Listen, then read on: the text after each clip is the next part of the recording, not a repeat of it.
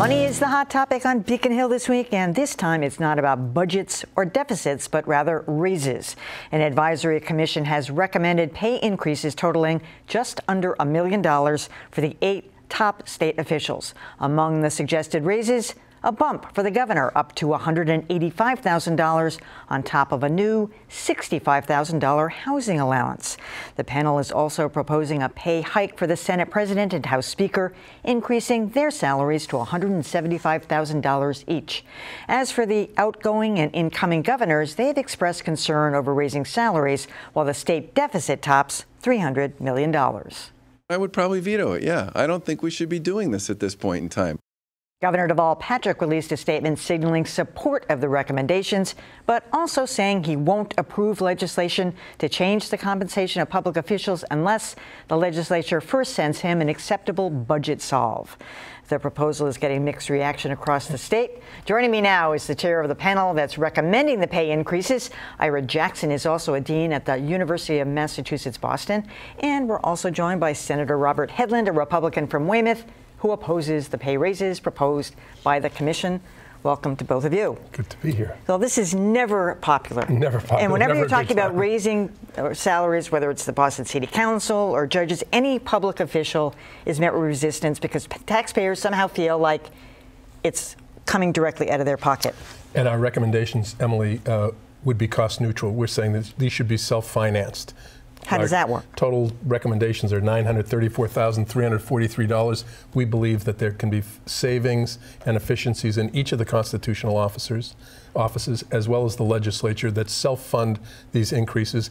And we're calling for the legislature and those constitutional officers to report annually to the public on how they have and what they have identified as the savings. So it's not a de minimis amount in real terms, but next to a $36.5 billion budget, it's 3 1/1000ths of 1%, but we're saying it should be cost neutral.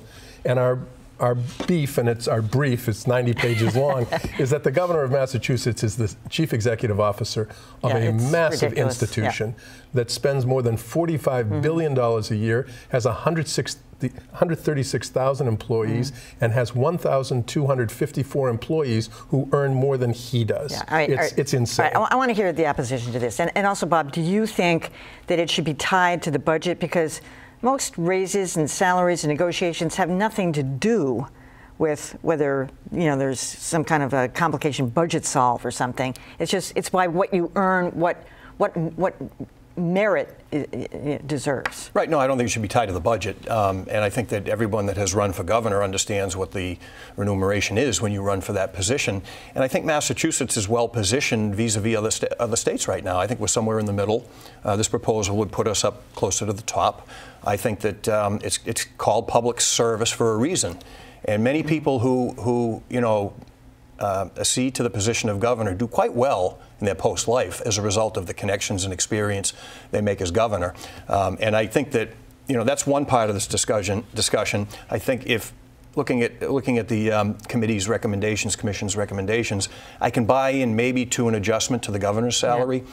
The part where I get really kind of terrified here is what the proposals are relating to compensating the Senate President and the Speaker. I think that's way over the top for a host of reasons. And our argument there, Emily, and reasonable men and women can disagree, as Bob and I do, this is a co-equal branch of government. The Senate President and the House Speaker, as the Senator well knows, has actually more authority than the governor over how that budget is constructed, and they are the lawmakers, and they're the co-equal branch of government.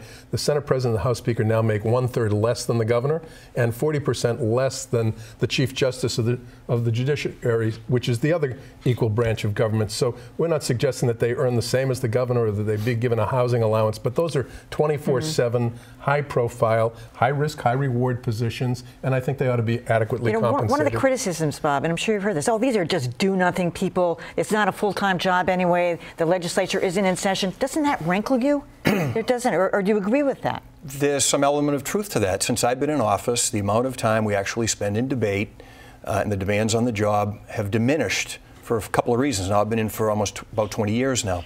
One thing is we've seen a growth in the amount of staff. There's much more aspects of the job that are staff-driven. There's been not an explosion, but an increase in the number of staff available to legislators.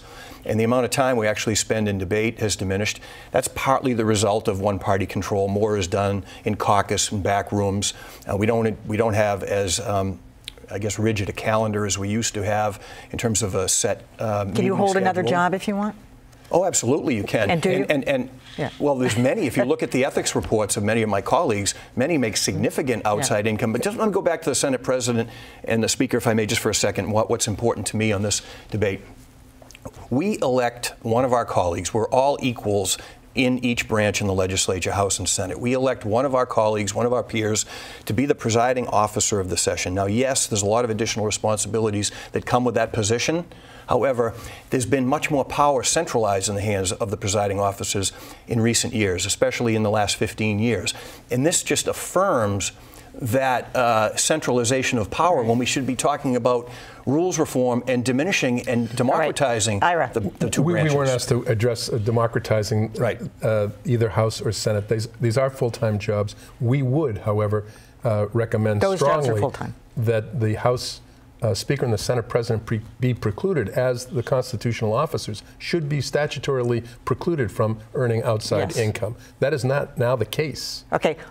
Also, there's some question about why the governor needs a housing allowance. We're only one of 4 states in the nation that doesn't offer our governor an official residence.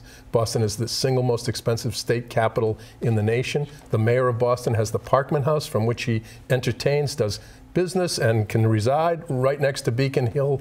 Long ago, we should have acquired a townhouse. We're not proposing that we spend $10 million for the governor to have an official residence on Beacon Hill, but we're saying if we elected a governor from Springfield or someone who wasn't a millionaire, that's true. Perhaps they would need $65,000 to certainly didn't live work proximate to Beacon Swift. Hill. All right.